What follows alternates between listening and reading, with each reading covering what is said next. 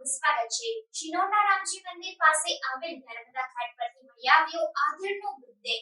વડોદરાના શિનોર નર્મદા ઘાટ ઉપરથી અજાણ્યા આધેડ પુરુષનો મૃતદેહ મળી આવતા વિસ્તારમાં ચકચાર મચી જવા પામ્યો છે।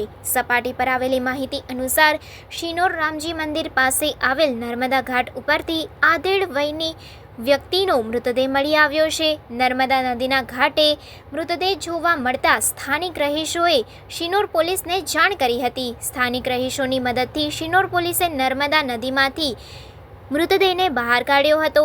આધેડ પુરુષનો મૃતદેહ મળી આવતા મોટા ફોફલિયા ખાતે પોસ્ટમોર્ટમ અર્થે મૃતદેહને ખસેડવામાં આવ્યો છે। અજાણ્યા આધેડ પુરુષનો મૃતદેહ તણાઈને આવ્યા હોવાનું પ્રાથમિક અનુમાન લગાવવામાં આવી રહ્યું છે।